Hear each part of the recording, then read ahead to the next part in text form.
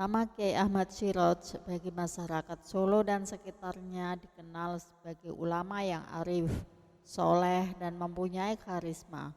Setiap ucapannya konon memiliki sejumlah makna bagi pendengarnya. Kiai Ahmad Siroj bagi sebagian kalangan dikenal juga dengan sebutan Mbah Siroj. Karena sang kiai ini kerap berpakaian khas dengan memakai liket atau belangkon, berbaju putih, bersarung wulung, dan memakai gamparan walau sedang bepergian jauh. Kiai Ahmad Siroj merupakan putra Kiai Umar atau yang lebih dikenal dengan nama Imam Bura, salah seorang waliullah. Makam Kiai Imam Bura berada di Susukan, Kabupaten Semarang. Menurut sumber yang ada, Kiai Imam Bura ini masih memiliki garis keturunan dengan Sunan Hasan Munadi, salah seorang paman Raden Patah yang ditugaskan mengislamkan daerah lereng Gunung Merbabu sebelah utara atau sekarang dikenal dengan Desa Nyatnyono. Kiai Ahmad Siroj mempunyai beberapa saudara, di antaranya adalah Kiai Holel yang bermukim di Kauman Solo dan Kiai Juwaidi yang tinggal di Tengaran, Kabupaten Semarang. Ahmad Siroj memiliki beberapa karomah, di antaranya mempunyai kemampuan melihat yang tidak diketahui oleh mata biasa. Peristiwa ini terjadi saat tentara Belanda akan masuk ke kota Solo ketika aksi kolonial kedua atau dikenal dengan kelas kedua pada 1948. Satu seksi Laskar Hizbullah yang terdiri dari 50 orang berkumpul di Begalon, Panularan. Kiai Ahmad Siroj tiba-tiba datang mengadakan inspeksi. Seorang anggota Laskar Hizbullah bernama Hayun, 25 tahun, tiba-tiba didekatinya lalu dipeluknya seraya berucap, "Ahlul Jannah, Ahlul Jannah." Tak lama kemudian datang tentara Belanda dengan sejumlah pasukan tank lewat Pasar Kembang ke arah selatan. Hayun maju dengan beraninya sendirian sambil membawa granat nanas. Lalu dicabutnya dan melompat sambil melempar granat ke arah tang. Ketika tang meledak, terbakarlah tentara Belanda yang berada di dalam tang, juga termasuk Hayun, si pelempar granat tersebut. Menurut salah seorang saksi mata, Haji Abdullah Adnan, veteran pejuang RI, ex Laskar Hizbullah dan pasukan Lawa-Lawa di bawah Komandan Letnan Fadul Rujito yang kini tinggal di Yogyakarta, menuturkan bahwa taulah kemudian Laskar Hizbullah, teman-temannya Hayun, mengapa beberapa saat sebelumnya Mbah Siroj memeluknya sambil berucap, "Ahlul Jannah, Ahlul Jannah." Begitulah Hayun gugur sebagai syuhada patriot bangsa. Salah satu karomahnya yaitu walaupun secara lahiriah Kiai Ahmad Siroj belum pernah menunaikan ibadah haji ke Mekah, tetapi banyak orang yang ke tanah suci Mekah bertemu dengannya di sana. Kiai Haji Bulkin Zudi, salah seorang murid pertama Kiai Ahmad Siroj yang bermukim di Klangak, Kemolong, Sragen, menceritakan bahwa pada 1937 dirinya menunaikan ibadah haji, berangkat dengan naik kapal laut bersama 1960 orang jemaah haji lainnya. Sehabis makan siang, Kiai Bulkin berkata dalam hati, bila sampai di Mekah pada hari Jumat waktu subuh, akan dicarinya Mbah Siroj, sebab sering didengarnya dia sering sholat subuh di Mekah pada hari Jumat. Sesaat kemudian, tiba-tiba datanglah Kiai Ahmad Siroj menemuinya di kapal. Ditanyakan antara lain, siapakah syekhnya di tanah suci nanti? Namun setelah berbincang sejenak, Kiai Ahmad Siroj tidak dilihatnya lagi. Sudah barang tentu muridnya tersebut merasa keheranan. Ketika sudah sampai di Mekah, Kiai Bulkin hendak menjalankan ibadah sholat subuh.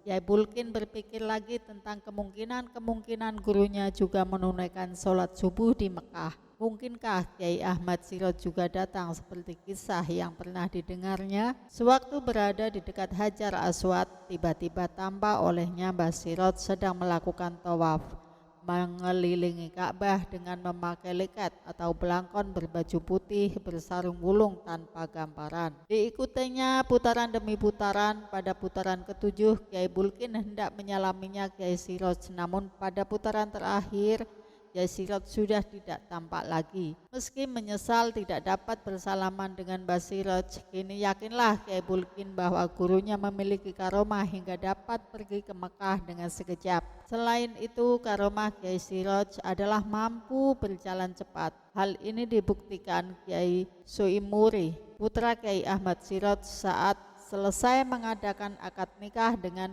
Nyai Latifah di daerah Boyolali. Saat itu rombongannya Kiai Ahmad Sirot segera berkehendak pulang ke Solo bersama 33 santrinya. Kiai Bulkin, salah seorang murid santrinya, disuruh menggambarkan pulang rombongan Nyai Sirot dengan naik kereta api. Dia disuruh berangkat lebih dahulu, sedangkan Kiai Ahmad Sirot akan menyusul dengan jalan kaki. Anehnya, setiba di Solo, rombongan Kiai Bulkin baru sampai Ngapeman, Kiai Sirot sudah berada sampai di rumahnya yang berada di Panularan, Lawean, Solo. Bagaimana itu dapat terjadi? Pikir rombongan yang berangkat lebih dahulu tersebut. Karomah lainnya terjadi ketika Kiai Ahmad Sirot bepergian bersama 24 santrinya ke Susukan, Kabupaten Semarang dari Solo. Tuan rumah yang dikunjungi termasuk orang yang tidak mampu. Untuk memuliakan tamu, dimasakkanlah oleh Abdus Syukur tuan rumah satu kendil nasi. Karena nasi terbatas, Kiai Ahmad Sirot sendirilah yang dipersilahkan makan dalam kamar. Kiai Ahmad Sirot tidak bersedia. Nasi diminta dihidangkan ruang depan di mana beliau dan santrinya sedang duduk bersila. Nasi satu kendil itu dibagi-bagikan kepada semua tamu. Akhirnya semua orang mendapatkan satu piring penuh, cukup untuk makan kenyang. Sejak kecil Ahmad Sirot telah kelihatan menonjol dibandingkan dengan teman-teman usianya. Dia bergaul dengan semua lapisan masyarakat tanpa membedakan suku, agama, ras, ataupun status sosial dan kelompok moral macam apapun. Sewaktu masih muda, Kiai Ahmad Sirot berguru kepada beberapa ulama besar di pesantren Mangunsari yang berada di Nganjuk, Jawa Timur. Dia menimba ilmu kepada Kiai Bahri di pesantren Tremas yang berlokasi di Pacitan, Jawa Timur. Beliau berguru kepada Kiai Haji Dimyati At-Tirmizi, dan di Semarang beliau berguru kepada Kiai Soleh Darat. Semasa hidup dia mendirikan pesantren di Jalan Honggowongso 57, Kelurahan Panularan, Kecamatan Lawean, Kota Surakarta, Provinsi Jawa Tengah, di atas tanah seluas 200 meter persegi. Kitab yang diajarkan oleh beliau selain Al-Quran dan hadis adalah Sulamut Taufik, Safinatun Najah, Duratun Bahiyah, dan Fadul Khorib. Semasa kecil Ahmad Sirot tinggal di rumah dengan Kiai Abdus Syukur, kakak iparnya. Suatu malam Kiai Abdus Syukur dan Ahmad Sirot pergi ke masjid untuk melakukan sholat. Kemudian Abdus Syukur mengerjai Ahmad Sirot dengan menutup pintu masjid dan dikunci dari luar. Sepulang sholat Isya, Abdus Syukur merasa heran. Sesampai di halaman rumahnya, dari dalam rumah sudah terdengar suara anak sedang tadarus dengan suara yang nyaring. Anak yang sedang tadarus itu adalah Ahmad Sirot. Lalu ditanya, "Kau lewat mana, Nak?" Dijawab oleh Ahmad Sirot, "Inggih, lewat beriku mawon." Ya, melalui situ saja. Sejak itu Kiai Abdus Syukur tak pernah lagi mengerjai Ahmad Sirot. Kali yang lain Kiai Abdus Syukur pergi ke desa Petak untuk mendatangi acara syukuran perkawinan. Ahmad Sirot yang masih bocah di kala itu disuruh tinggal di rumah. Alangkah terkejutnya sesampai di depan upacara perkawinan, ternyata Ahmad Sirot telah berada di situ. Seusai upacara perkawinan, Kiai Abdus Syukur pun pulang lebih dahulu. Tidak kurang herannya, sesampai di rumah Ahmad Sirot telah berada di dalam rumah. Lalu hal itu ditanyakan kepada Ahmad Sirot dan dijawab, "Kang, jarene aku kon tunggu umah." Tahu, "Kak, katanya saya disuruh nunggu rumah." Karomah lainnya ketika Kiai Sirot bersama dua santrinya bepergian ke desa Penggung. Ketika pulang di tengah jalan turunlah hujan lebat. Terpaksalah berhenti mampir ke desa Gerabakan. Kedua santri yang mengikuti Kiai Sirot basah kuyup bajunya, Tetapi sang kiai tidak apa-apa, tetap kering bajunya. Suatu hari Kiai Siroj bersama seorang santri pergi menuju ke desa Magu untuk keperluan sholat duha. Berhentilah sebentar di desa Rejasa. Seusai mengucapkan salam, santri pun disuruhnya berangkat terlebih dahulu.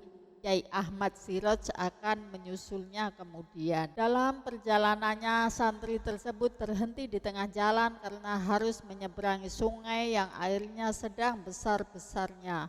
Tak disangka, Kiai Ahmad Siroj dilihatnya telah berada di seberang sungai. Dengan berteriak, santri pun bertanya, "Gus, sampean niku wau medal pundi?" Atau, "Gus, Anda tadi lewat mana?" Jawab Kiai Siroj, "Ah ya metu kono kuwi tah, lah metu ngendi maneh." Tahu, "Ah ya melalui situ saja, lah lewat mana lagi kalau bukan di situ." Karena santri tersebut disuruhnya menyeberangi tidak berani, Kiai Siroj memerintahkan padanya agar pulang saja. Pada suatu ketika, Kiai Ahmad Siroj sedang berkunjung ke rumah Muhi di Cepogo, Bak Air, Pengaron, yang berada di rumahnya. Diminta oleh Kiai Ahmad Siroj untuk dibersihkan agar supaya bisa diisi dengan air. Setelah pengaron bersih, Muhyi lalu pergi ke sumur untuk mengambil air guna diisikan pada pengaron tadi. Namun alangkah terkejutnya ketika Muhyi hendak menuangkan air ke dalam pengaron tersebut. Ternyata pengaron tersebut kosong, tadi telah penuh berisi air. Salah satu karomah sang kiai yaitu ketika sakit selanjutnya meninggal dunia pada Senin Pahing 27 Muharram 138 Hijriah atau 10 Juni 1961. Kiai Zainal Makarim Karanggede bermimpi dengan Kiai Ahmad Siroj. "Mengapa saya sakit tak kau jenguk?" tanya Kiai Ahmad Siroj kepada Kiai Zainal Makarim dalam mimpi. Terperanjatlah Kiai Zainal Makarim, lalu seketika dia berangkat ke Solo untuk menjenguk Kiai Ahmad Siroj. Sesampai di Solo, ternyata jenazah telah diberangkatkan sampai di Jalan Rajiman Kadipolo. Kejadian serupa juga dialami oleh Sayyid Abdullah di Kepatihan Solo. Pada pagi hari itu, sekitar pukul 05 waktu Indonesia Barat, mimpi didatangi Kiai Ahmad Siroj dan membangunkannya seraya berkata, "Sampun nggih Bib, kula rumiyin, sampean kantun." "Tau, sudah ya Bib, saya duluan, Anda menyusul." Alangkah terkejutnya sang Habib ketika Sayyid Abdullah pergi ke Panularan di mana rumah Kiai Ahmad Siroj. Ternyata dapat berita bahwa Kiai Ahmad Siroj telah meninggal dunia pada pukul 04.00 pagi hari itu. Anehnya, pukul 4.00 pagi Kiai Ahmad Siroj meninggal pukul 05.00. Laksana berkunjung ke Kepatihan, kata Sayyid Abdullah dalam hati tidak kurang herannya. Doa pun segera dipanjatkan bagi almarhum Kiai Ahmad Siroj. Kiai Ahmad Siroj dikebumikan di tempat pemakaman umum Makam Haji Kartosuro Sukoharjo. Semasa hidup, Kiai Ahmad Siroj tidak pernah mengaku sebagai seorang wali Allah secara pribadi. Namun banyak orang mengakui kewalian almarhum beserta karomahnya. Assalamualaikum warahmatullahi wabarakatuh.